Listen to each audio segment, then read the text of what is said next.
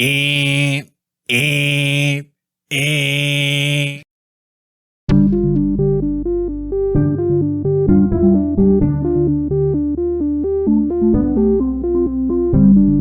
welcome to Strikes Are Fancy. So, how'd my ands turned out? Hey, pretty good. Yeah, all right, I appreciate it. I mean, just learning that there was data transmitted in them. I mean, I got the message. Is that what those are? Yeah, actually. I didn't know that. I mean, it serves both purposes to get your attention, but there's like a data stream somehow encoded in them. Huh. But I am your first host, Announcer Caleb. I'm one of your other hosts, Calamity Craig. And I'm the Road Warrior Rob. Mad Rob. Yep, you got it. We're talking about apocalypses tonight. I thought we were talking about the emergency broadcast system. Isn't that Rob's History Hour? Isn't that the next episode? It's a pretty broad topic, but like our favorite apocalypses, you know, our favorite, maybe the most unique we've seen in media, realistic ones, stuff that could actually happen. I don't know. One of the questions I had for you guys going forward, or the first question I have really, what is your favorite apocalypse in fiction? I knew this question was coming. And you had I have an answer, and you guys aren't going to like it. Oh? Go for it. My favorite post-apocalyptic story is Star Trek. Established in season 1, the roots of the Federation came out of the eugenics wars, which became World War III, and decimated the human population. Only 1 in 10? Mm-hmm. Oh, that's not that bad. Yeah, no. It is interesting. The numbers that have been said don't quite make sense because they're kind of based on the population in the 60s. Sure.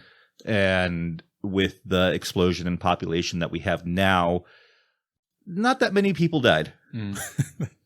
I mean, still millions, but well, so do we get to count Star Trek as an apocalyptic story because we don't really get to see it on screen?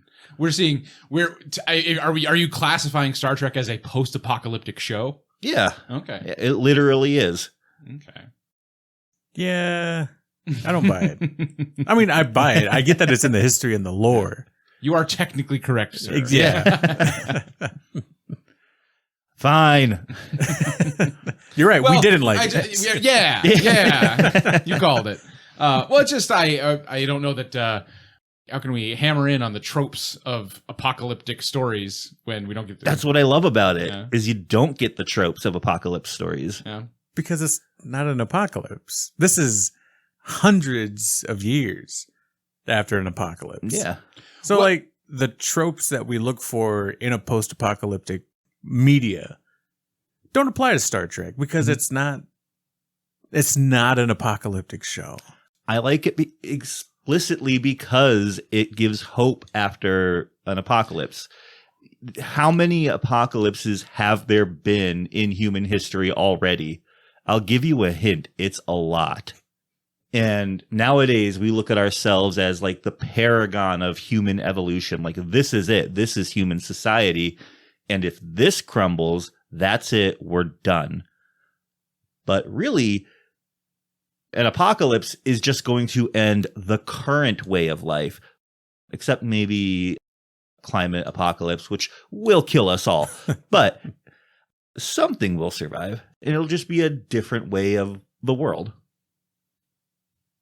Nah, still don't buy it. Yeah, okay. That's I think the most stern I've seen you look, Caleb. You were not happy with that. Mm-hmm. I heard your argument, but I didn't listen to your argument. Unacceptable. Try again. Fine. Waterworld. Yeah, there it is. I just stumbled upon that the other day, and it was on a random scene where I didn't realize that he was like trading dirt. Yeah. That's the currency in that movie. Mm-hmm. I was like, I haven't seen that in so long that I forgot about that stupid plot. Apparently, while I was researching this episode, I did look into some of that. And apparently, Waterworld, the original cut was 3 hours long. Whoa. That's a lot of just hanging out on the ocean. Yeah. And most of what they cut like explains the societies that are there and why certain people are the way that they are. And yeah, instead we were just left with Kevin Costner dealing with his boat problems. Kevin Costner with gills. Yeah. Spoilers. For a 40-year-old movie? 95, actually. 95? That was it? 95? Yeah. I feel like that was a lot longer ago. He also has another one called The Postman. That is another like post-apocalyptic 3-hour movie. He was really riding high on those post-apocalyptic movies in the 90s. Yeah.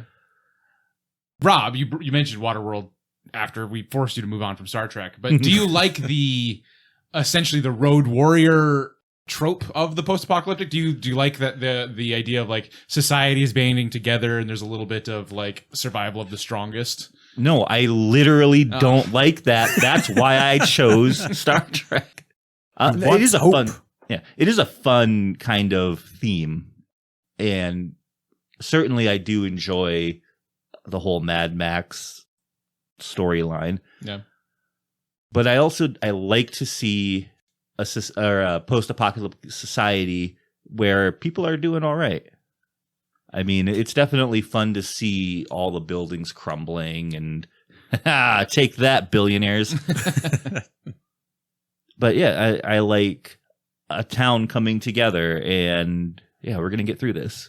Gotcha. You like an apocalyptic story that still has hope, not true absolute oblivion. Right. Yeah. Yeah. Okay. How about you, Caleb? I have a feeling you're a nihilist, Craig. In terms of my apocalyptic preferences, yes. No, just in life. Yeah. I think the apocalyptic story that resonated with me the most, I think, that I've ever consumed is The Stand. Stephen King's a little too real story about a pandemic that just wipes out most of human society or human civilization, and there's just a few people, stragglers left trying to cobble things together. And then funnily enough, it does still have hope. You know, there is the colony that they form in Colorado Springs and fight. I can't think of his name. Randall Flagg. Randall Flagg. Thank you. Randall Flagg down in Vegas. So it's nice. A story wouldn't have any substance if literally everyone was dead. Like you still need, for it to be an engaging story, you need some conflict. So there needs to be someone alive for an interesting story, in my opinion. Yeah. Yeah. That's not entirely true. No? I do remember in grade school, so I don't know who the author was or what the story was even called, but it was a post-apocalyptic story, but it was presented as a story about the technology of a smart home and how amazing it is that it just cleans it cleans the stove itself, it cooks for itself, it orders its own food. And then only at the end is it revealed that actually, all of humanity died like 100 years ago in a war. Yeah. So this house has just been running on its own. These machines are just operating for no one. So a story where everybody's dead, but it was still interesting. Huh. It's a really good story. Ray Bradbury, I think it's let fall soft rains or something like that. Because there is a description of the family's silhouettes burned onto the wall. Oh, wow. Yeah. That might be it then. Yeah. Yeah, no, I read that. It was really, it's very striking. It's kind of beautiful and how now the machinery is still thriving and how it goes about its day, right? With the decimation around it. Yeah. So it's the inspiration for WALL-E. Kind of, probably. Yeah. I actually, now that I'm thinking about it a little bit, I should look and see if this exists. I would love essentially like a nature documentary style book of nature living in like the ruined ashes of humanity. Life After People. Yeah. Is that a thing? Yeah. It was a series on History Channel or Discovery Channel. Yeah. Cool. Yeah. It was pretty cool. I liked it. Yeah. I'll have to check that out. It sounds really cool. Yeah. They do the wildlife returning to cities and how domesticated animals like become feral. And try to find whatever they can in the scraps of humanity. Sure. And don't they go like 500 years into the future or something like that? Depending on, some episodes go like millions of years because they're also highlighting like what happens to the stuff we left behind. Sure. So like our monuments. And are we using almost permanent materials for really like single-use plastics or for like really impermanent things, and how that will live along far past humanity. Not to whitewash it, but there was a time in humanity or in the history of Earth where wood was a forever material because nothing had developed that could process wood. So, Okay. you know, there could be something that comes about that can eat and process plastics. Yeah. But Caleb, what's your favorite flavor of apocalyptic backdrop? I am a classically trained nerd, so I got to say the zombie apocalypse. Yeah. Honestly, like it rises and falls in the zeitgeist of the public consciousness, but it's always with me. Like sure. I consume zombie media kind of ferociously, even the cheesy shit.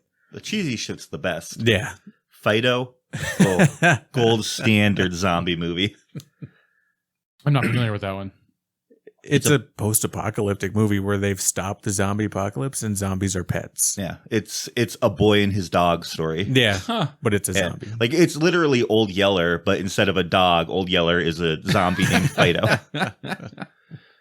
How do you guys feel about respecting the humanity of a zombie? There is no humanity. No, you don't. There's nothing left of the person that once was. No. Okay. That's what gives us free reign to shoot them in the head. Yeah.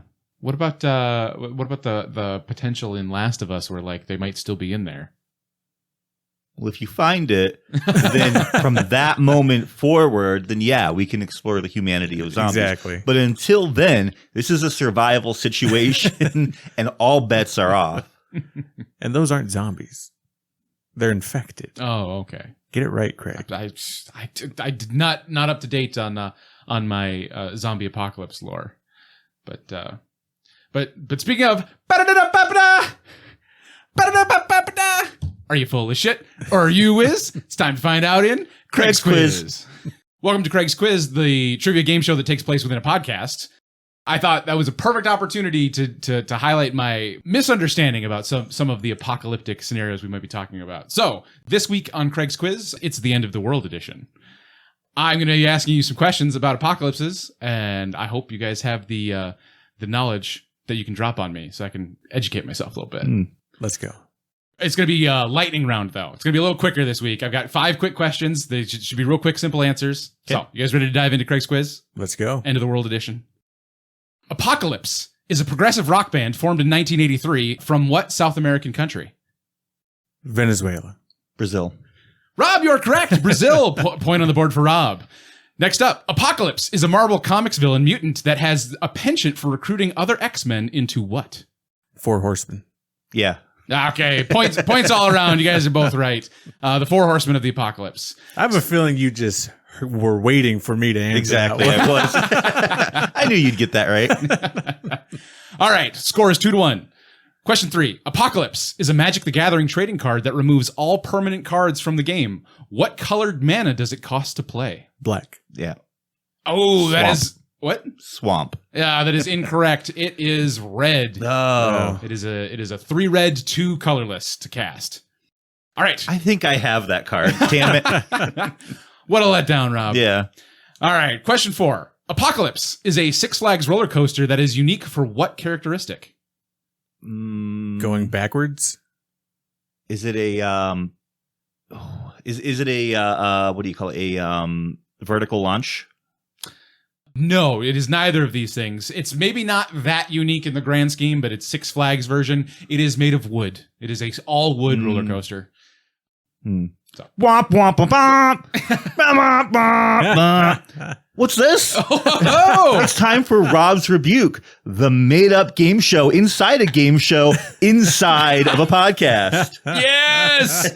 Yes! Craig, I have 2 questions for you. All right. Lay them on me. So wait, does Caleb not get to participate? Caleb can, but really this is for you. This is for you, Craig. All right. The theme here is apocalypse or societal upheaval. Oh. In the 1981 post-apocalyptic film Mad Max 2, released in the U.S. as The Road Warrior, we follow the titular Max as he attempts to help a besieged oil refinery escape the attacks of Lord Humongous. Is this an apocalypse or a social upheaval? Is the movie a social upheaval, or is the events leading up to the movie? Is the movie? I think I haven't actually seen this movie, so I'm going to say social upheaval because I don't think there is any actual apocalyptic event that takes place in that movie. Ooh, you're wrong. This is an apocalypse for the people in the oil refinery. Humongous and his gang come in and destroy everything. It is completely ransacked, and there's nothing left for them. They have to leave and find a new life. Okay, but if they're still alive, does that? Because a lot of people died. Oh, okay. Because if their way of life is what's ruined, is that just social upheaval? I think this is an apocalypse. All right. All right. I'll give it to you. All right. Well, or Caleb, you gonna weigh in? No. Next question. This to our listener, this does have some antagonistic energy. there's a little bit of comeuppance coming up here. Yeah, for sure. The Second Russian Revolution started in 1917 and ended when the Bolshevik Party reconstituted itself into the Communist Party of the Soviet Union. Was this an apocalypse or a social upheaval? Social upheaval. Wrong. Up to 12 million people died, and there were over 1 million refugees from the former Russian Empire in other countries. This was an apocalypse. Okay. Could you define for me real quick the difference between an apocalypse and a social upheaval? Because I'll tell you. I clearly don't understand. I phrased these questions in a way that whatever you said, I could just say the opposite. Fair enough. Fair enough. And that's the end. That's the end of Rob's rebuke. Fair enough. We got a whiplash back up a level. So welcome back to Craig's quiz. Do I get any points? Like what do I earn anything? You win a sort of new car, new to you car. This red mid-2000s Chevy has a cracked windshield, and most of the buttons on the stereo still work. Awesome. Hell yeah.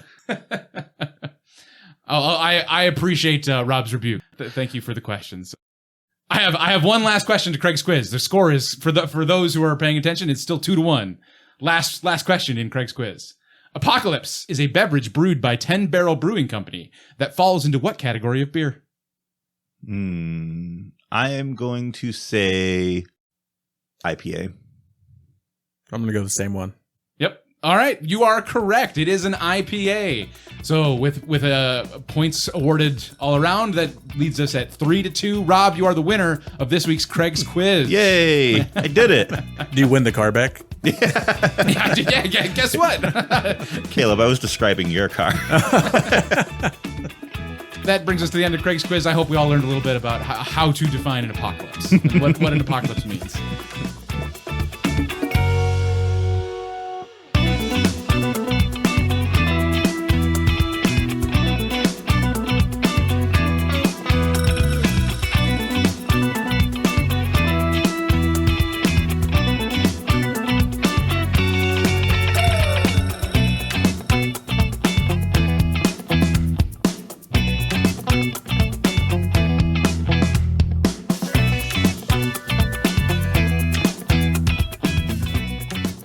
All right, guys. Let's assume that some event has taken place in which society has collapsed, but the land is still livable. What attributes or skills do you have to, 1, survive on your own, or 2, offer a community to let you in and use their supplies? Well, I have been working on my cobbling. Oh, yeah? Yeah, learning to repair shoes and boots and even make my own. Are you serious? No. Oh, but I was going to start asking all kinds of follow-up questions. Exactly. I want to know more about the But leather. that is my plan. If that ever happens, I'm running straight to the library and grabbing every book on cobbling I can find. see, if you leave some milk out for the Fae, they'll just cobble for you. Yeah. Yeah, well, I mean, I have to have... That only worked because he was already a cobbler. Oh, okay. Oh, you need the skills to back it up. Okay. Pretense. Yeah. God, I'd be useless at an apocalypse. Like, I got nothing. I can I can do 45 minutes of hard work. Give me 45 minutes of hard labor, and I'll help you out. Yeah. So, but that like 45 minutes. What's your reset timer? Like when give can we me get the 24 hours, and if it's in the shade, bump it up to an hour. Okay. So, Mhm. what about you? I used to be an EMT in a previous life, it feels like. So I still have some basic first aid and medical treatment knowledge living somewhere in the back of my head. I'd like to think that I'd just brush up on that and then I'd be all right. I could at least provide something. I can tell people how to do stuff. I don't know if I could actually do it. Yeah. Work in tech, I've often wondered, I'm like, should I learn more about the physical hardware involved so that if society falls apart, we can work on like infrastructure? Yeah. You're going to brush up on your Collapse OS. Yeah. You're laughing. That's a real thing. Yeah, no, I know. It's a good joke. It's designed to work on Sega Genesis of all things. Oh, weird. Huh. Yeah. Because he thinks that they're ubiquitous. They're just everywhere. Would it work on like the smart fridges? No. No, it wouldn't work on really anything because you would need a Sega Genesis and a TV to get it to work. Oh, it's specific to Sega Genesis. It's specific to the processor inside of it. So you could take that processor and put it, and a lot of electronics of the day did use that processor, but like it's designed the way it is, like it outputs to the screen of a Sega Genesis. Like it expects a Sega Genesis to be there, and it is designed that a good programmer could change it, but you have to know Z80 assembly. So, I don't know what this guy's idea is. Yeah. Because it's honestly, I don't even know, it doesn't have like a word processor. It doesn't have any kind of spreadsheet or even a calculator. Like you have to program everything for it. It's literally just the operating system. Jeez. I don't know what his plan is with it. I mean, at least give us a text editor. Right. Yeah. I don't think it does have one. Really? Yeah. So I'm going to be in mourning, but every time I turn on my Sega, I'm just going to hear that Sega. And it's going to make it worse. Think of the bygone era. Yeah. But yeah, I don't know that I would have much to offer in terms of post-apocalyptic civilization. This is a bit of a downer, but Carrie and I have talked about this at least once, maybe twice, about like apocalyptic scenarios, and depending on how much foresight we have and like how certain we are it's happening, we'd probably just end it. Like it isn't worth trying to survive. We just wouldn't make it. What are the scenarios each of you think you could survive or would want to survive? Ooh. I mean, definitely collapse of the United States. Like that would be amazing. Like I'm rooting for that one.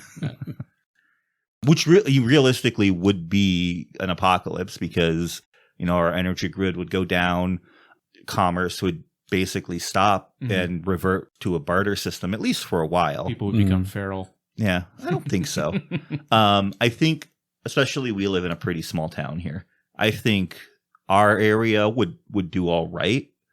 It would take some time because our area is also incredibly right-wing individualistic. Yeah. So they're going to think, oh, every man for himself. I got my castle.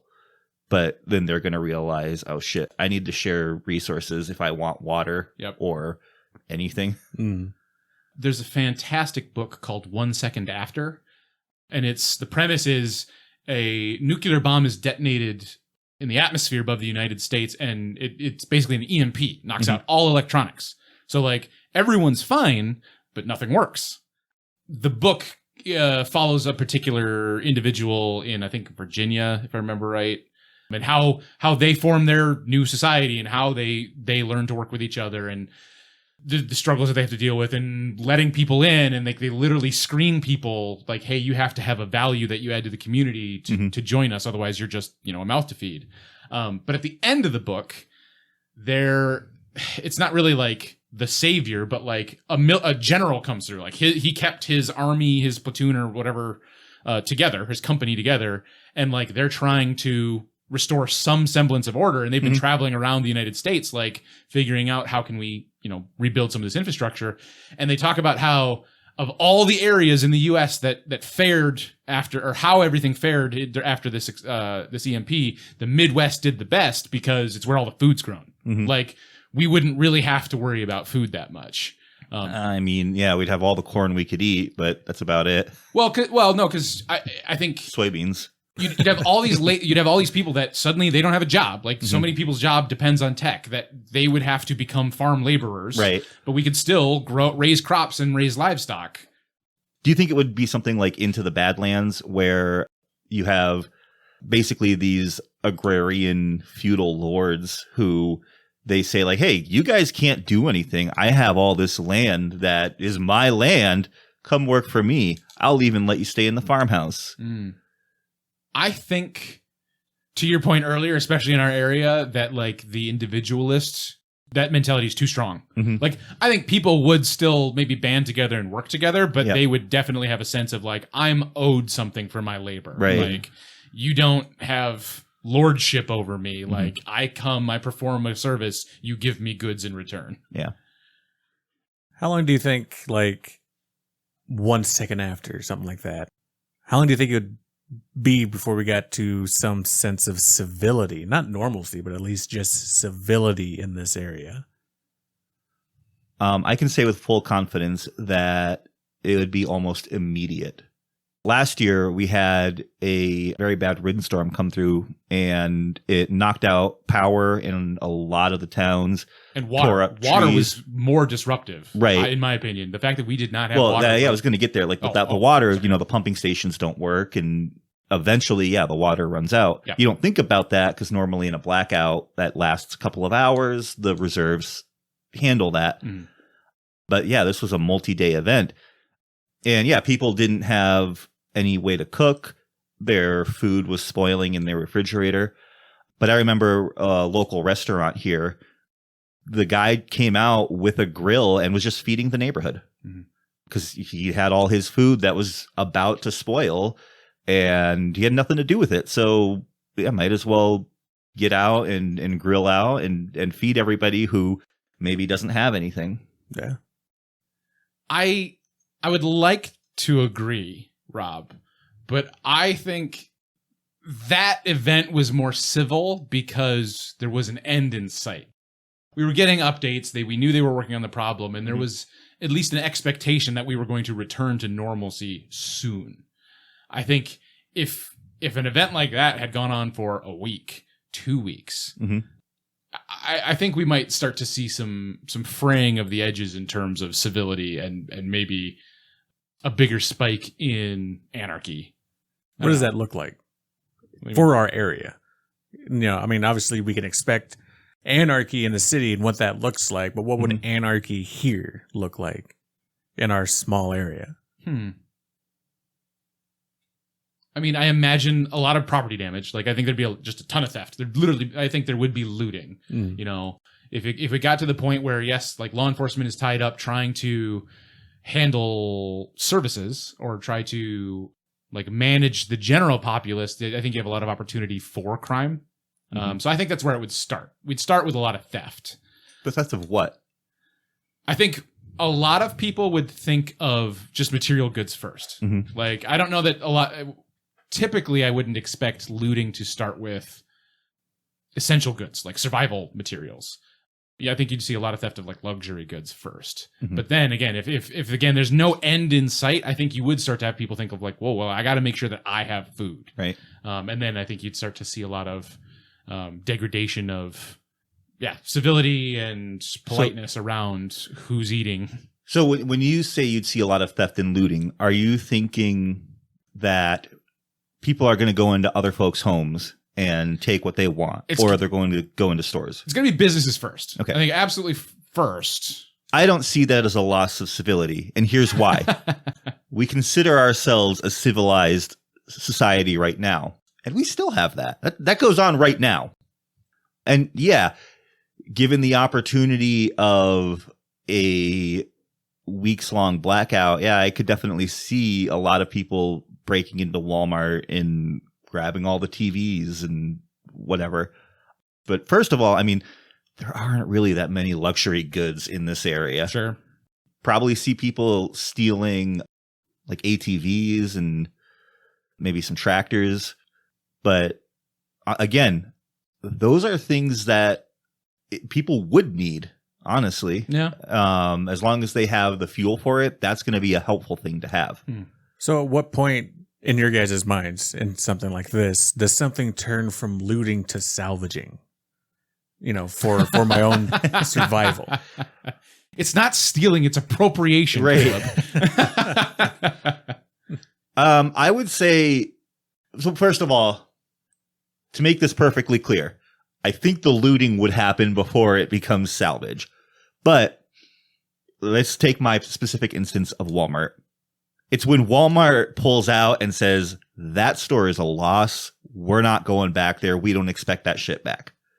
That is, now it's salvage. It's, hey, there's stuff in there that I need and they don't want it. I also think so much of this depends on the scope. Like this incident that happened last year, it was just our community. Mm-hmm. Like you could drive 10 minutes away and like there was still power, there was still water, there was still food. It wasn't difficult, and there wasn't the lingering fear of like, where's my next meal coming from? Like, how am I going to get water? Things like we could make it happen. I think if like at like the state level things got knocked out, again, I think things would devolve much faster. But I just, there's so many weird little, I feel like, tidbits that make the situation unique to determine how fast we go feral, in my opinion.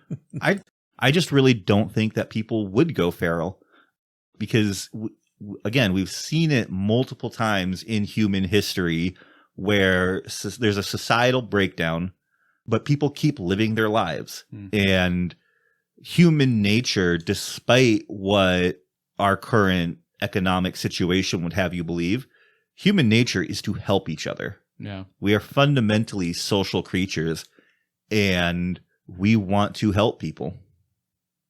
How about you, Caleb? What do you think? How fast do you think things would devolve? Before I answer, I just want to say I think it's really interesting.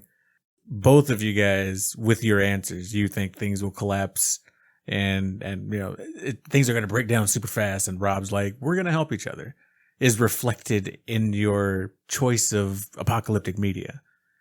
Rob inherently looks towards hope in his media, and the human race is fucked. Yeah. And we're all inherently animals.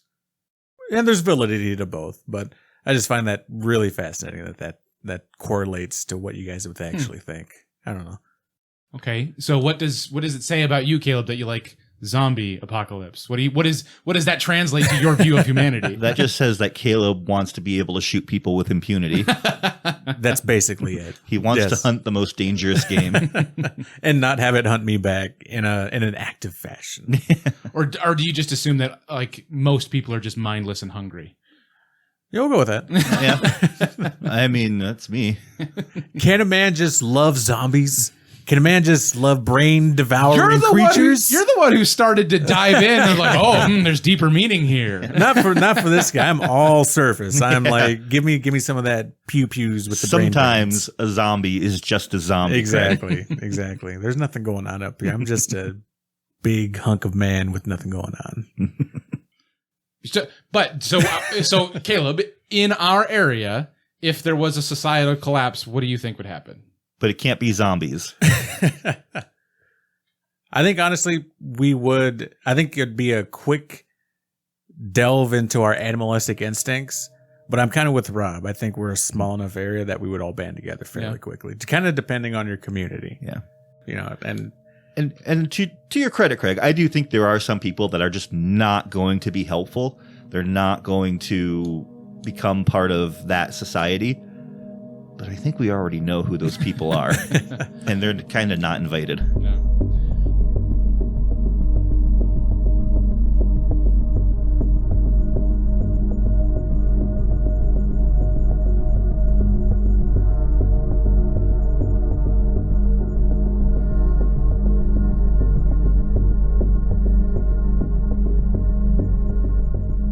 Something I haven't really given a lot of thought to is the leaders in our area. I know of, and I have heard them speak, the leaders in our local city council area. And like, there's a couple that I'd be like, yeah, I think in a post-apocalyptic or a societal collapse situation, they might have our best interest in mind. But there are others on that council that I'm like, yeah, no, they would just, I think. Yeah, they're just doing it because they're doctors and they think that's what they need to do, or lawyers or whatever. Yeah. So I don't know, like, how do you? I think that's a common trope of apocalyptic media is like, leaders emerge. But it's just like, I wonder how that would play out. Like, who in our communities would end up being the leaders? This has come up a few times on, of all shows, The Twilight Zone. Yeah. And people naturally, and well, this is 1950s America, but I think people would naturally look to the mayor or a police chief or someone who already has some level of authority and say, okay, hey, look, you were in charge, so be in charge. What are we doing? And sometimes it doesn't work out. And then kind of just somebody else steps up and says, hey, well, let's organize ourselves this way. And I think it's really just whoever takes charge. But I do think that someone that's already in a position of authority is poised to do that if they have the skills to naturally lead. Sure. Yeah. So we've been like basing this hypothetical on an apocalypse that seems livable. Mm-hmm. What is something you wouldn't want to survive? Well, there's the old trope of the best place to be in an atomic war is under the bomb because it's instant. Right. Yeah. Because you're either in the instant death zone or the slow death zone. And I think we're in the slow death zone. I think this is an incredibly difficult question to answer because we all, I think, have an inherent desire to survive. We're our main characters. Yeah, exactly. We're our main characters. We have a desire to survive. But it's kind of ties back to Sun Tzu's hold the man over a volcano and that's the day you truly know him. Like you don't really know what you're willing to put up with. You don't really know what you can survive through until you're faced with it, I think.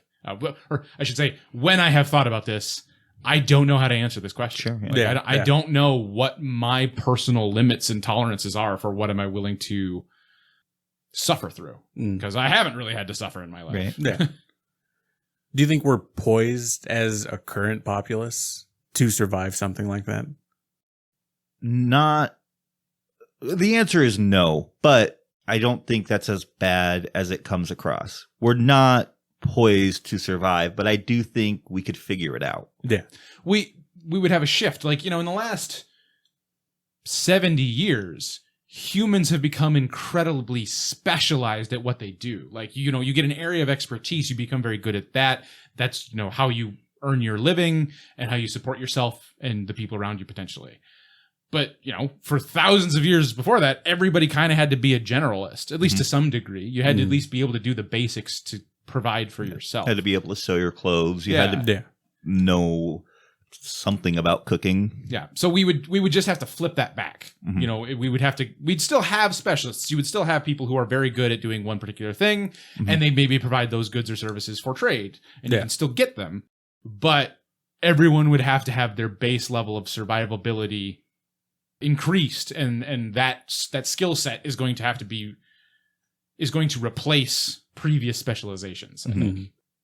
So I don't know, does that answer your question? Like, I think we're not I kind of agree with Rob. We're not poised to do it, but I think we could. We're adaptable as a species. Yeah. I get it. Yeah. Where do you stand? No. Just like, no, not like we can't. No, I think there's going to be a huge decline in like the people because a lot of people aren't going to be willing to adapt, is my own opinion. I'd be one of them. I'm not. Yeah. I'm just not fit to live in that type of world. There's a YouTube channel called Townsend's where it's called what? Townsend's, okay. Like Townsend's. Okay. Where they do a lot of like 17th century history, and it kind of started off. It's a guy who sells like historic clothing, but then he got into like he's kind of a historian and just reads up on this era of specifically American colonial life.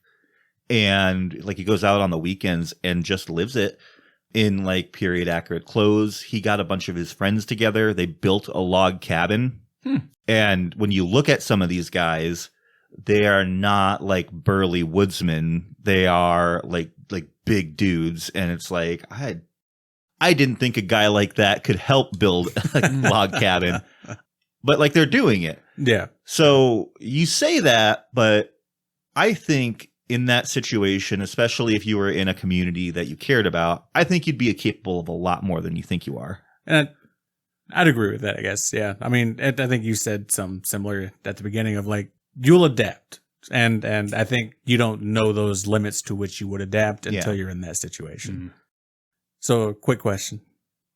What is scientifically possible in your mind that could happen to us and that you would like to see? Wait, we would like like you think it would be cool to see this go down as an apocalyptic scenario? Gamma ray burst. Yeah. Just burn off all life on Earth.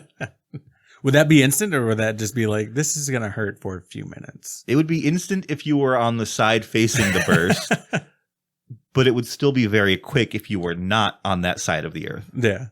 So what's a gamma ray burst? I don't remember what causes it, but it's an intense and very focused blast of gamma rays. I think they come from supernovas or like when black holes collide or something. So, when we say very focused, we're still talking about an area like tens of times the size of Earth. Mm-hmm.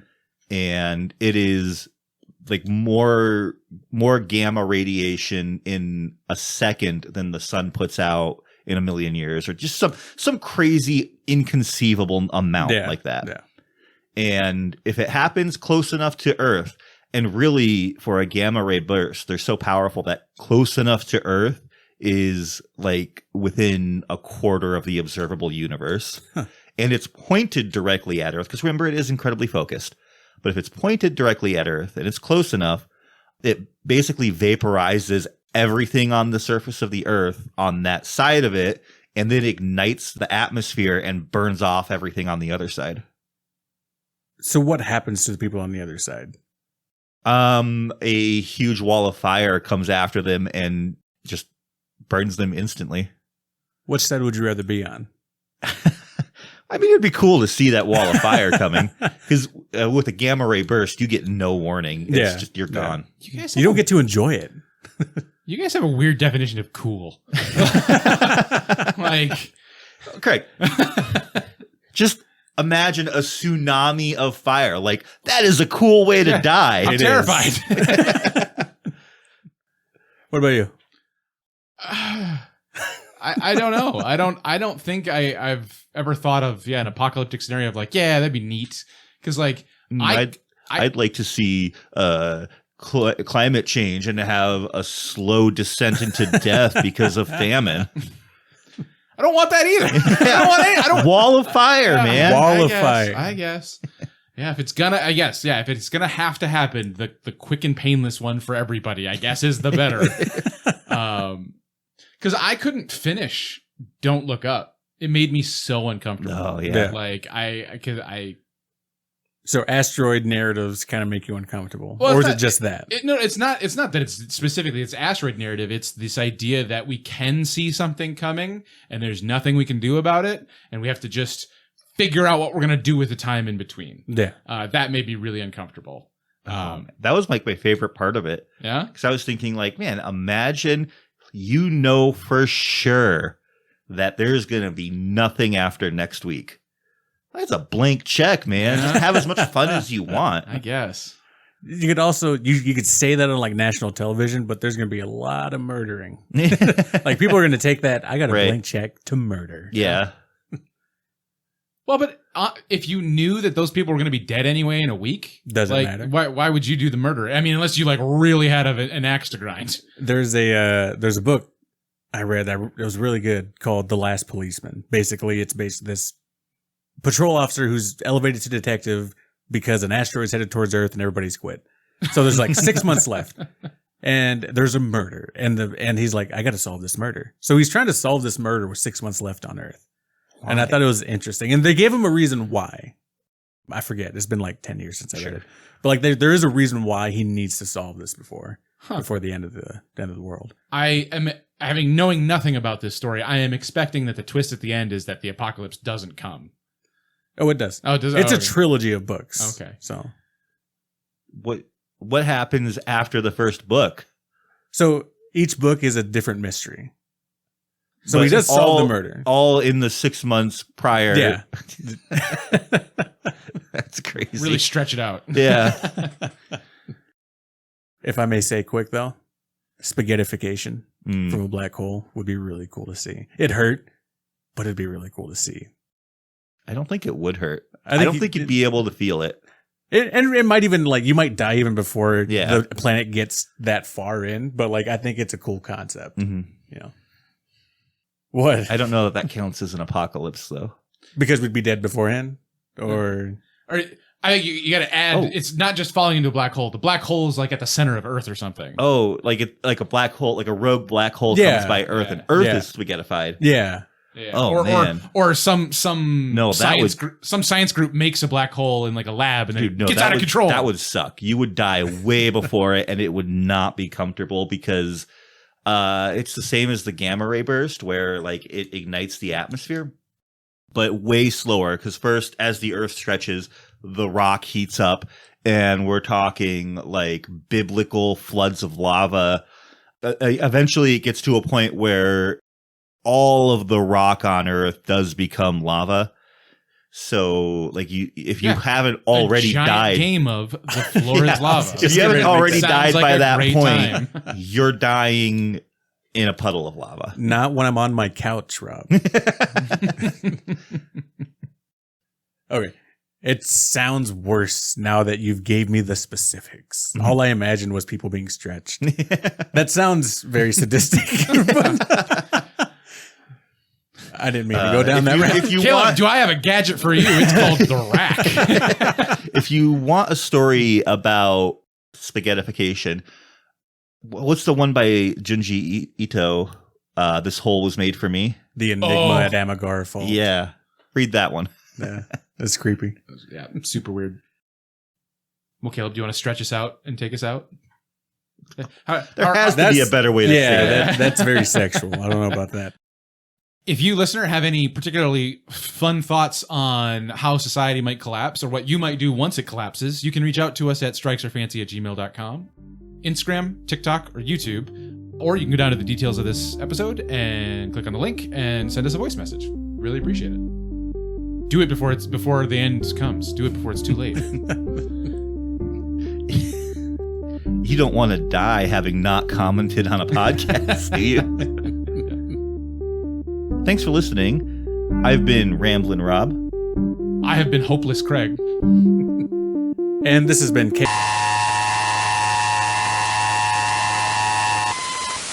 This is the emergency broadcast system. Stand by for further information.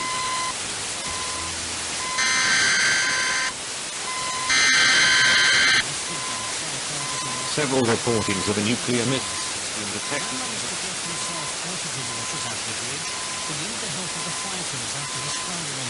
leak. Need time to shelter immediately.